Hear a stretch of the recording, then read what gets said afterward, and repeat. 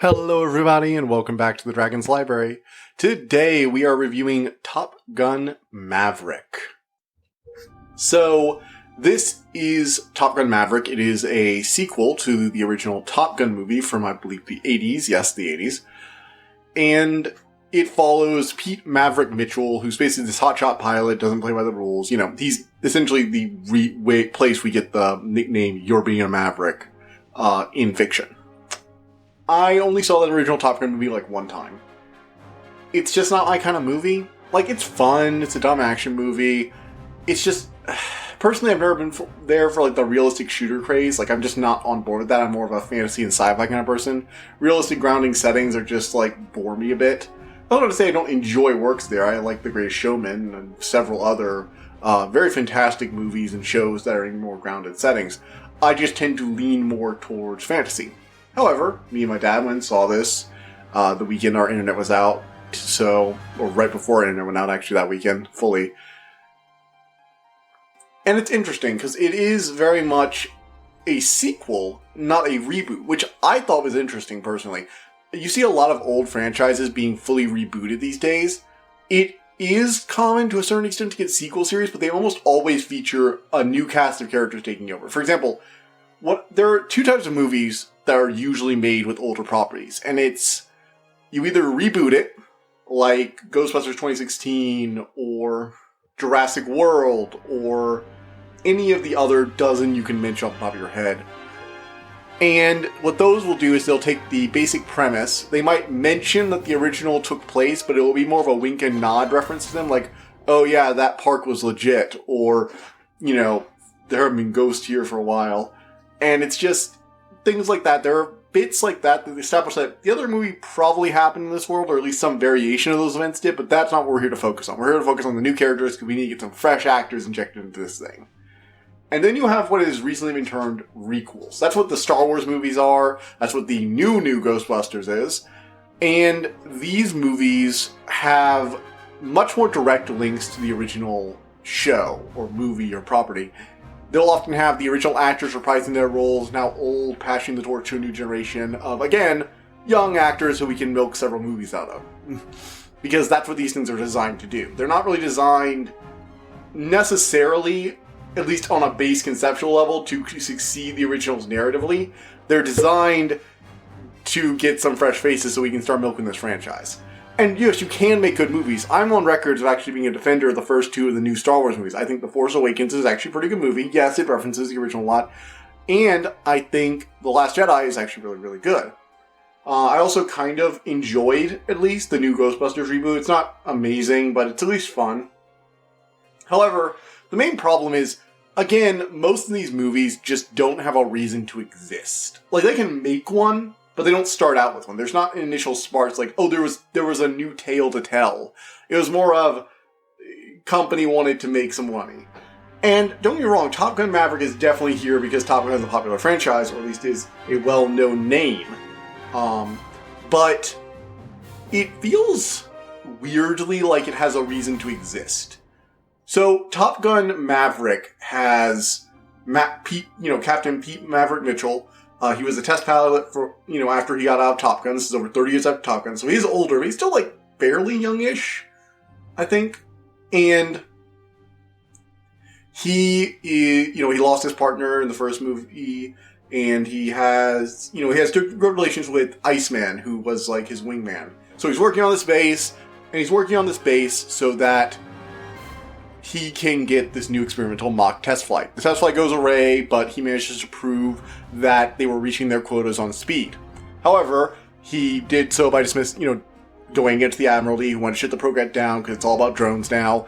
There's a obvious parallel, there's an obvious thematic difference between the pilot who can react on the fly versus, the human element versus the machine element. They want to replace all the pilots with drones. It's only a matter of time until robots are doing their jobs. But it's so much more nuanced than that conversation usually is, because they don't deny the effectiveness of machines. They just also don't deny the flaws that exist within them, which I think is a lot more balanced. But he is saved the last minute because his old friend Iceman is an admiral and needs him for this special job. However, he's not going to be the pilot, originally at least. He does end up flying the run. He needs to be the teacher to the new gang.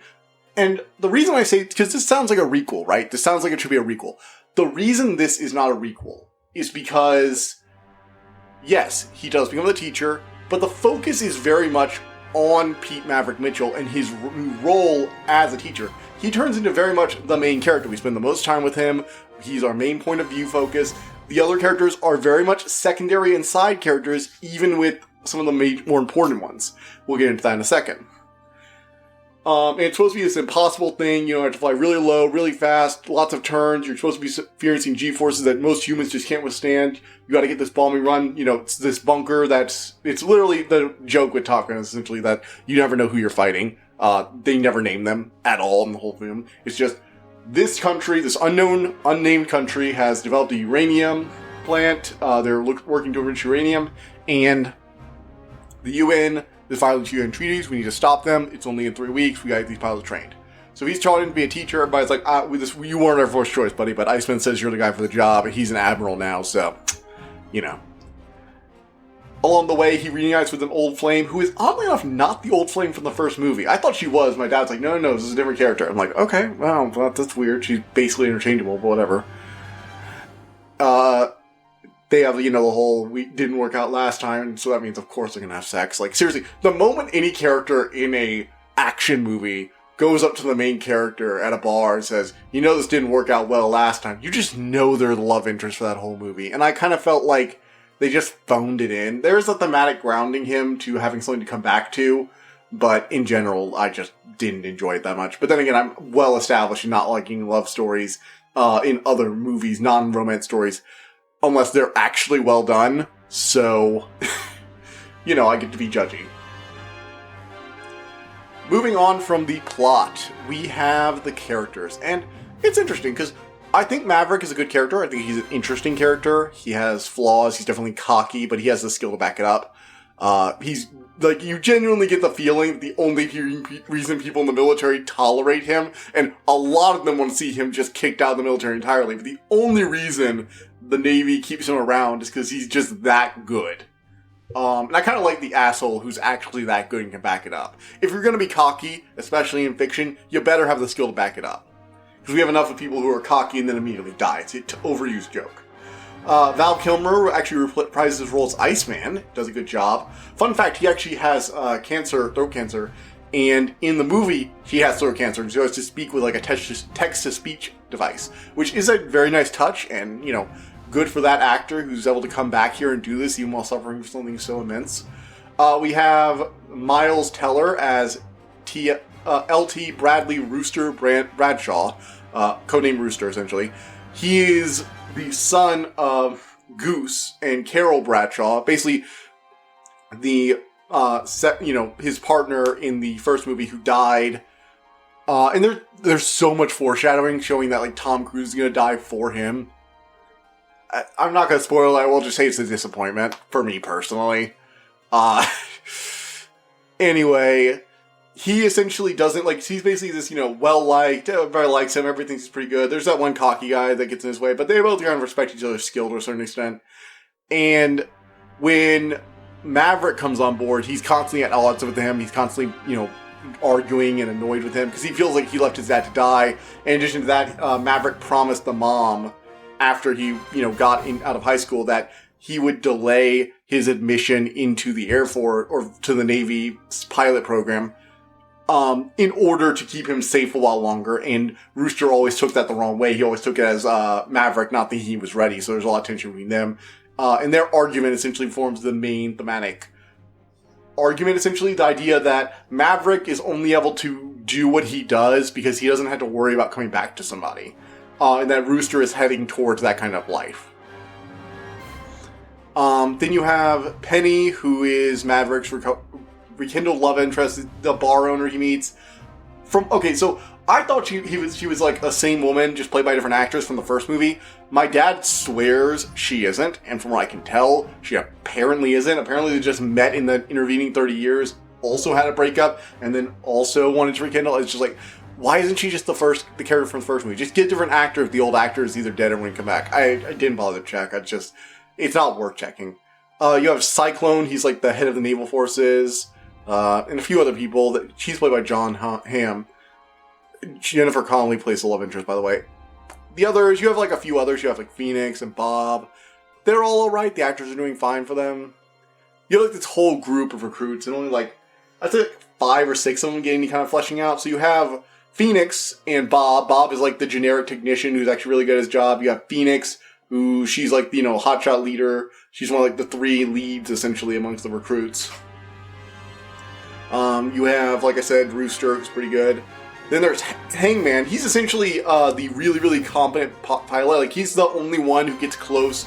During the initial run, when they're first doing their training, the first few weeks, like the first week, Maverick sets them out to do these, like, nearly impossible runs for practice to try and get them to do the run. And none of them can do it. But Hangman actually manages to get to the end. However, you need 2 planes to blow up the target, because one of them has to blast the outer shell, and then the other has to, right behind them, fire it in through the vent. So he manages to technically get there, but his partner goes down behind him. And he is like the most competent asshole in the movie. Like, of all the people around you, like, Maverick is at least like concerned about his teammates and everything. Hangman is an asshole. He really is. Like, he's called Hangman jokingly by his friends, but because he'll leave you hanging. But he is really goddamn good at what he does. Like, he might be the best. Even aside from Maverick, he might very well be the best pilot, just pilot on their own, in the movie. So, he kind of earns his cockiness, which, like, you know when there's an asshole in the movies and they're just like a rich kid, and it's like, you have no reason to be that cocky. But with Hangman, it's like, you get why he's cocky. You get why he's cocky. He's the only one who came close to reaching Maverick's point. And I have to respect him for that. I have to respect him. The only other person who did it was Rooster, but he did it by being too slow. He was like a minute behind the target schedule. So I do have to give those two that. I do have to give them that. Then you have... That's basically it, actually. The others are just kind of boring. I have this whole thing written down, actually. This is ad-libbing. I have this whole thing written down with, like, Hammer and Warlock. It's like, they don't really get any screen time. Like, they're just kind of background characters. I'm not gonna spend a lot of time going over it all. Yeah. Anyhow, that's basically it. It's just like, it's fun. It's a fun movie. Maverick does this whole thing where he has to like prove it. You know, there's some awesome scenes. I gotta admit, I do admit that there's like the 30 minutes of training and like the 30 minutes of the actual run. So like about an hour of the movie is really good. The dogfighting and flights in these are full of tension and nervousness. There's all this, like I was like tense in my seat. I've only felt that way in a movie a few times. Very well done. Great action scenes. I can see why this is like the #1 movie of the year. It has some amazing crowd-pleasing moments. But the rest of the movie is, as I described to several other people over the course of the last like week and a half, visual white noise. It's just kind of there. Like, there's this blurry little plot that kind of fills in the details. And like I said, I'm just not into the whole love interest thing, which eats up like another 30 minutes. I just don't care. And yes, I understand that him having a love interest is what grounds Maverick back and shows that he actually has something to come back to, which is supposed to be a disassociation from who he was and a growth of the character. I get it. And thematically, that's good. It's just the execution is boring. And the execution is what I'm watching. I would like to give it points for that, but like, it's a love interest plot they shoved in for a thematic point they could have really done with any kind of relationship, honestly. And it just didn't work for me. So, all in all, this is a movie that actually seems to understand the source material, does seem to have a reason to exist, showing a continuation from Maverick as pilot to teacher, which is actually a narrative through line. The director seems to have actually enjoyed shooting this. Apparently they even got the military to let them actually like take off in some scenes with the actors in some planes. There was this whole thing in the front of the movie about Tom Cruise, like the first, actors to ever be like certified with the Navy or something. And the movie is well shot and the actors are all doing a good job. The script is part of the weakest point because a lot of what's in the movie is not in the script. There are a few good lines here or there, but I will say the script is probably the weakest part of this movie. Outright. Not weak. Like, compared to most movies, it's just kind of average, but it's just... it doesn't do a good job on selling you on the non-action, non-training parts of this movie. And that is a problem. So, I know a lot of people were like going crazy over this movie. It wasn't, first of all, it wasn't my cup of tea. This is not exactly a movie I usually seek out. But I will admit it is well done. And the action was very engaging. So I'm going to give this an 8 out of 10. It's not amazing, it's not perfect, but it does some of the things that put it above average. And quite frankly, it has more reason to exist than most movies that come out these days. Which is a rarity and something I didn't know I'd treasure. So, congratulations, Maverick. You managed to pull me out of giving you like a 6 or a 7. Goody for you. Anyway, with that out of the way, I think I'm going to go and wrap up. Moving on to the spoiler section. It's going to be pretty brief, though. You know, not really. I'm getting a little tired doing the spoiler section, to be honest. But I do have a few more things to talk about, so let's do it.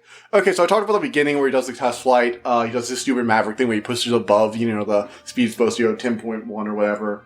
And then he gets sent off to Top Gun. They're like, oh, dude, you can leave whenever you freaking want. You're not the one we wanted, but Iceman seems to think you are. So, Maverick tries to get them to do the bombing run, and they all, like, fail at it, to different degrees. Again, Hangman and Rooster basically get it, but they don't get, either they don't bring their teammate with them, or they don't get there in time, so that's not good enough. And there's actually this really cool scene, because basically they call them into their office, and they're like, look, we thought you could do this. Apparently they cannot make this. This run is apparently impossible. It's technically possible. We don't think it's possible for the men we have available. So, we are going to be dismissing you. Thank you very much for your service. And we're going to be extending the time to 4 minutes. And he's like, but if you do that long, if you go from 2.5 to 4, they're going to dogfight. They're not going to be able to get out of there undetected. They will be fighting every last inch on the way out. They're going to die. Like, there are going to be casualties. Like, we understand this. But it's about getting the mission done, not about their lives, unfortunately. It's not said quite that way, but it said, look, they've accepted the risk. And Maverick gets so pissed, and this is like one of the best scenes. Okay, so they dismiss him, and he's like, what am I going to do? And the officer's like, show him what you can do, or whatever, something like that. I genuinely forget what she said, because the next part is just great. Like I said, not a huge fan. So, while the military officer who I brought Maverick over there is explaining that the time's increased to 4 minutes, all the kids are like that, they suddenly get a comm message like, someone's on the training course. It's like, what? It's like, sir, you are not, yep, this is Maverick. And I'm like, sir, have you practiced for it? Nope, just set up the course. And it's like, okay. You know, they're just flipping on. And so the kids watch Maverick. This, like, again, I think he's like 50 technically in the movie. It's Tom Cruise playing him, so. And he's just like running this course. And he finishes with time to spare, hits the shot, and dives. Like, they're like the top G's. You're supposed to be spending like 10 G's during the escape, where you go straight up a cliff and then straight down.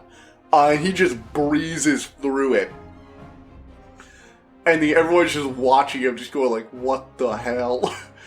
And right after he finishes, the general is like, what the hell was that? It's like, I showed you it could be done.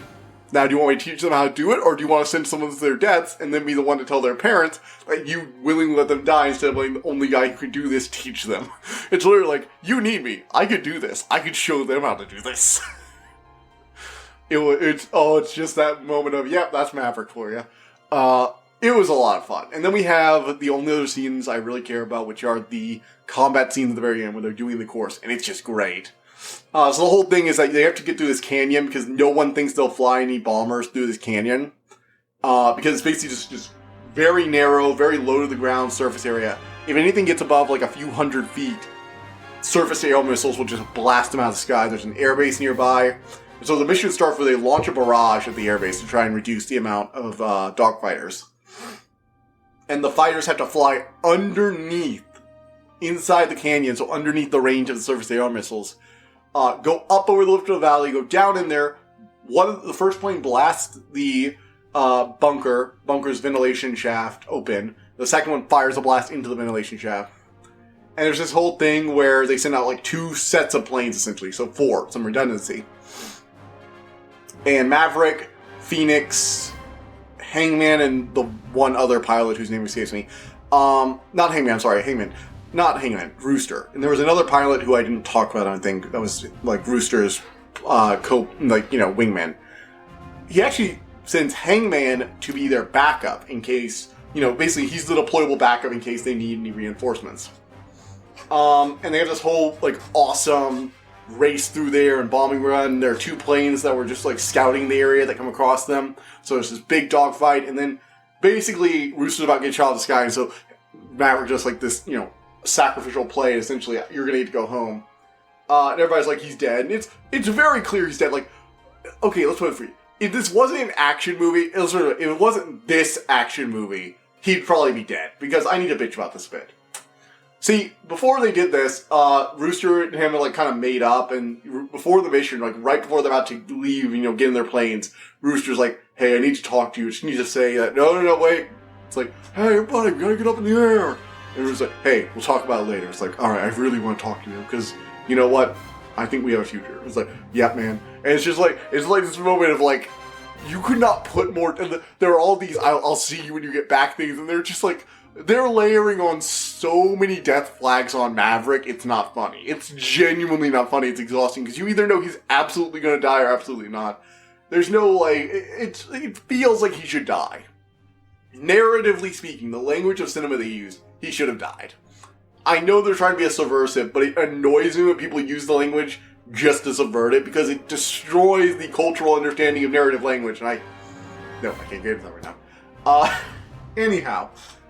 So, Maverick sacrifices himself, but he's still dead, and they're all like, oh no, he's dead. But Rooster decides to go back for him. Rooster gets shot out of the sky, but they manage to survive, and they go steal an old plane. It's basically the same model of plane as in the original movie, and they're like, what an antique. It's like, I'll show you how to fly this. And Maverick flies in, they fight against 2 of the newer state-of-the-art planes. They manage to trick shot one by pretending they're a friendly aircraft, investigating the disturbance. And then they managed to take out the other one, but just as the now recovered plane they dealt with that first managed to stabilize itself, gets to go take him out, Hangman swoops in and kills him. It's like, you owe me, buddies. It's a lot of fun. It's hard to describe this in words, because it's more a feeling, like the tension of the run itself. It's a very visual experience, which kudos on a movie for making scenes that are hard for me to describe. That's good on them. It's bad on me, but good on them. Aside from that, there's not that much to say. I just don't really have much to say about this movie. I mean, I still talk for 25 minutes, but that's beside the point. And besides, at least like 3 or 4 of those for me describing the setup for everything, or my own personal BS that's been going on. So, yeah. I will see you all next time, hopefully with Madison. Bye! I hope you enjoyed listening to this episode, and thank you for listening to The Dragon's Library. Please, subscribe to this podcast to be notified of new episodes.